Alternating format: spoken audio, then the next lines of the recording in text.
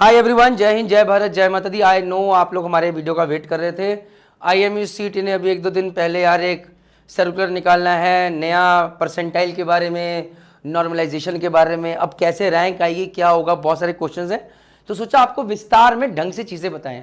पहली बात, 24 मई को एग्जाम है, सेम रहेगा, वही 200 क्वेश्चंस रहेंगे, वैसा ही पेपर रहेगा। राइट क्वेश्चन के लिए सेम 1 नंबर है, -0.25 है, एवरीथिंग इज सेम। बट इस बार क्या है, 2 शिफ्ट में पेपर हो रहा है। तो से एग्जांपल देता हूं, इस बार देखो 2 शिफ्ट में पेपर हो रहा है। नंबर ऑफ सिटीज 91 से 108 हो गई हैं, और तो मैं मान के चल रहा हूं कि इस बार बच्चे स्टूडेंट जो पेपर देंगे वो ज्यादा होंगे। लास्ट ईयर हमें याद है कि 55,000 के आसपास बच्चों ने अप्लाई करा था और 37,000 के आसपास बच्चों ने एग्जाम दिया था। तो मान के चलता हूं एक फिगर, 60,000 बच्चे एग्जाम दे रहे हैं। तो अभी IMUCT क्या करेगी, बोलेगी कि भैया हम ना 30,000 बच्चों को बोलेंगे कि तुम शिफ्ट 1 में एग्जाम दो, और 30,000 बच्चों को बोलेंगे शिफ्ट 2 में एग्जाम दो। आपको समझ में आ गया पहली बात। अब हो सकता है इसमें से कुछ बच्चे जाएं, कुछ बच्चे ना जाए एग्जाम देने। यहां पर सपोज कर लो 5,000 बच्चे एग्जाम देने नहीं गए, तो कुल मिला के कितने बच्चों ने एग्जाम दिया, 25,000 ने दिया। यहां पर 3,000 बच्चे एग्जाम देने नहीं गए, तो कुल मिला के कितने बच्चों ने एग्जाम दिया, 27,000 बच्चों ने एग्जाम दिया। Shift A, shift B. अब यहां पर जब ये 25,000 बच्चों ने एग्जाम दिया, तो आपको पहले थोड़ा समझाते हैं कि यार ये अब दोनों एग्जाम सेम नहीं है। कोई बच्चा बोले कि यार शिफ्ट बी में बैठा हूं, चल यार ए का जो पेपर आएगा मैं वो दे दूंगा। जितने भी नेशनल टेस्टिंग एजेंसी जो पेपर्स देते हैं, जो कि कैट के होते हैं, जो कि ऑनलाइन कंप्यूटर होते हैं, वहां पर क्या होता है, इतने सेंटर्स नहीं बन सकते कंप्यूटर के जब लोग बढ़ जाते हैं, तो वहां पर भी शिफ्ट में पेपर होता है। तो अब शिफ्ट में पेपर होगा तो सेम पेपर तो जाएगा नहीं। जब अलग अलग पेपर जाएगा तो कोई पेपर आसान हो सकता है, कोई पेपर मुश्किल हो सकता है, तो डिफिकल्टी लेवल सेम नहीं होगा। तो यहां पर आता है केस ऑफ नॉर्मलाइजेशन, कि भैया जहां पर बच्चों का पेपर बहुत आसान था, उनको भी उस लेवल पे ला दिया जाए कि जहां पर दोनों सेम लगे। से ये पेपर आसान था, एक पेपर आसान था, तो यहां पर बच्चों के ये नंबर आ रहे हैं, और ये पेपर मुश्किल था, यहां पर बच्चों के नंबर आ रहे हैं। नॉर्मलाइजेशन का मतलब यह है कि इस तरह से एवरेज आउट करो कि ये भी इस स्तर पे आके हम बच्चों को जज कर सकें कि अगर इस बच्चे ने, जिसके भी नंबर ये है, ये पेपर दिया होता तो क्या नंबर होते। इसे नॉर्मलाइजेशन कहते हैं। कॉपीड। अब पहले समझते हैं परसेंटाइल, और फिर समझेंगे अलग बात। परसेंटाइल ये है बेटा कि सपोज कर लो इधर 25,000 बच्चों ने एग्जाम दिया, और एक बच्चे के आए 200 में से 198 मार्क्स, और ये था यहां का टॉपर। तो भैया जब ये टॉपर था यहां का, इसके पीछे कितने बच्चे थे, 24,999। इसको मिला के कितने बच्चे थे, +1 25,000, डिवाइडेड में कितने बच्चों ने एग्जाम दिया, 25,000 इंटू 100। इसका परसेंटाइल हो गया 100। भैया ये टॉपर 100 परसेंटाइल के साथ। और वहीं पर जब जो लास्ट आया, से एक बच्चे के -15 नंबर आए, ये बिल्कुल लास्ट था, लास्ट नंबर, तो इसके पीछे कितने बच्चे थे, 0। इसको मिला के कितने बच्चा हुआ, 1, डिवाइडेड बाय कितना, 25,000 इंटू 100 करो, तो ये परसेंटाइल कितनी बनी, 1 डिवाइडेड बाय 25,000 इंटू 100, तो ये बनी 0.004%। अब यहां पर हो सकता है किसी का 0.004768 बन रहा हो, तो यहां पर वो बोल रहे हैं कि भैया हम ना 7 डिजिट तक जाएंगे, मतलब 0.0000056। अगर कोई परसेंटाइल ऐसी ही बनेगी तो हम ये भी डालेंगे, क्यों नहीं, तो सपोज करो 0.004 20 बच्चों के आगे, तो रैंक कैसे देंगे। तो जब 60 डिजिट तक जाएगा तो सबकी अलग अलग रैंक होने की संभावना ज्यादा है। एक ही नंबर के ऊपर, परसेंटाइल के ऊपर बहुत सारे लोग नहीं भिड़ेंगे, ये भी समझना जरूरी है। तो आपको समझ में आ गया। तो ये होती है, ऐसे परसेंटाइल कैलकुलेट होती है। अब बात करते हैं नॉर्मलाइजेशन की। परसेंटाइल समझ में आ गया। से यहां पर कोई बच्चा, अब सपोज कर ले, ऐसे एग्जांपल देते हैं यहीं पर, से एक बच्चा यहां पर से 198, एक बच्चे क्या है, टॉपर था, इसमें -38 एक बच्चे क्या है जो कि लास्ट रैंकर था, और एक बच्चे क्या है 75 मार्क्स, कितने आए। तो अब इसके पीछे सपोज कर लो कितने बच्चे थे, 15,000 या 14,999। तो इसके पीछे इसके 75 मार्क्स आए, कितने बच्चे थे, 14,999। इसको मिला के कितने हुए, 15,000, डिवाइडेड बाय कितने बच्चों ने एग्जाम दिया, 25,000 इंटू 100, तो 15,000 डिवाइडेड बाय 25,000 इंटू 100 कितना हो गया, 60% भाई। इसका 60 परसेंटाइल है। तो ये हो गया परसेंटाइल कैसे कैलकुलेट करते हैं। समझ में आ गया भाई सब लोगों को पीछे खड़े। अब बात करते हैं नॉर्मलाइजेशन की। नॉर्मलाइजेशन क्या है वो समझाता हूं।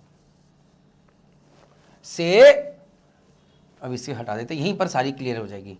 तो परसेंटाइल इस बेसिस पे निकलेगी, शिफ्ट ए में कितने बच्चों ने पेपर दिया, उसमें टॉपर के कितने, तुम्हारे से पीछे कितने थे, तुम्हें मिला के डिवाइडेड बाय टोटल कितने बच्चों ने पेपर दिया इनटू 100, और शिफ्ट बी में ऐसा होगा।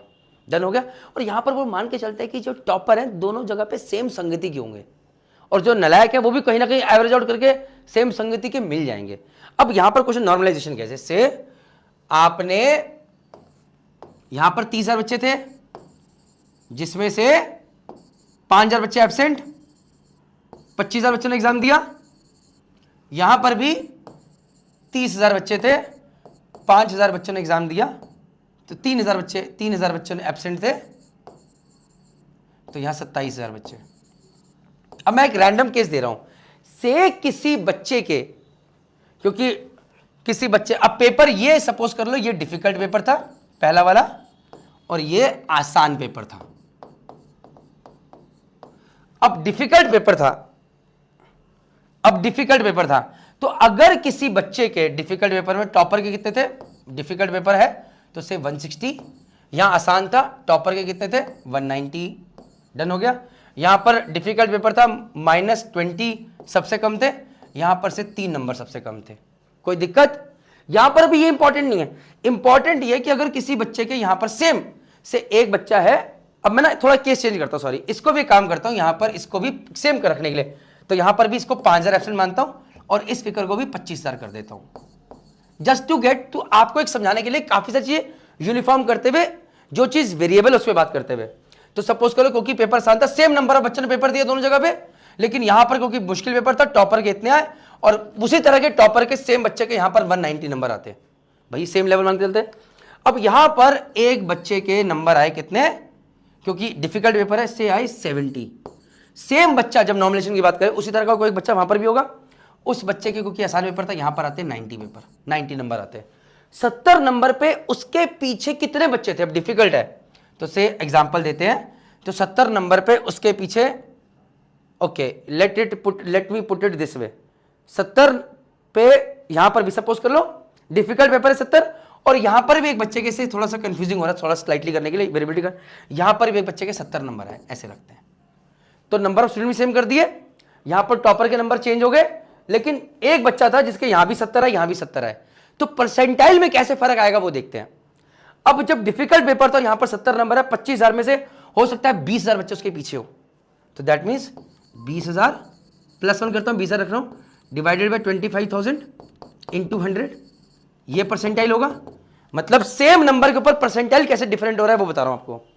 और यहां पर 70 नंबर और पेपर आसान था, तो भैया यहां पर 25,000 में हो सकता है सिर्फ 14,000 बच्चे जो कि उसके पीछे हो, क्योंकि पेपर आसान है भाई, तो यहां पर आपने बोला 14,000 बच्चे उसके पीछे थे, डिवाइडेड बाय 25,000 इंटू 100, तो कितना बैठा भैया, तो 20,000, ये हो गया 80 परसेंटाइल,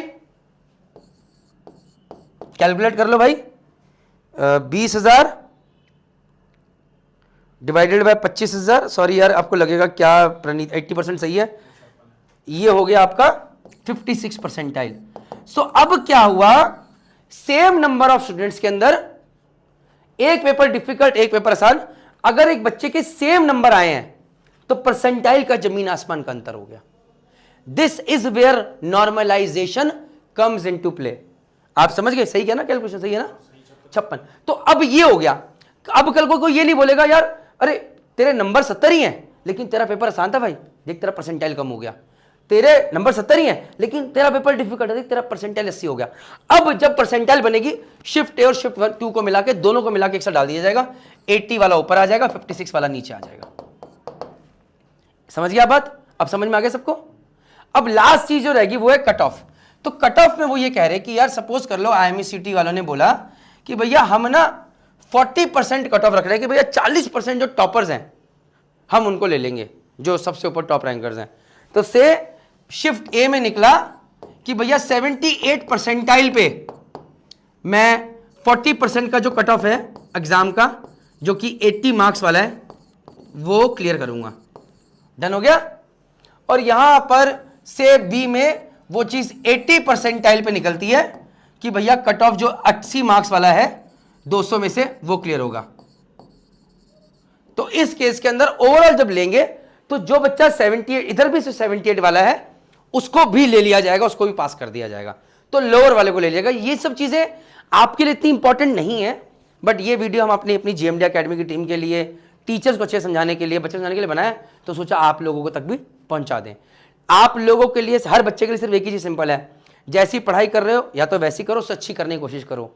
प्लीज टेस्ट दीजिए और अच्छे से तैयारी करने की कोशिश कीजिए। अभी इस टाइम पे तो मुझे लगता है कि मॉक टेस्ट ही इंपॉर्टेंट है, और अगर आपको समझ में आए तो अभी भी, अब कोई फिर बोलेगा यार कि सेल कर रहा है, मैं क्या बोलूं, बट मुझे लगता है कि IMUCT की जो हमारी टेस्ट सीरीज है मर्चेंट नेवी स्टार टाइप पे, एक बार अगर आप चाहें तो लेके देख सकते हैं। अभी तो मेरे ख्याल से डिस्काउंट भी है, 50% ऑफ पे 499 में मिल रही है, बट एटलीस्ट टेस्ट के ऊपर प्रिपरेशन कीजिए, मेहनत कीजिए।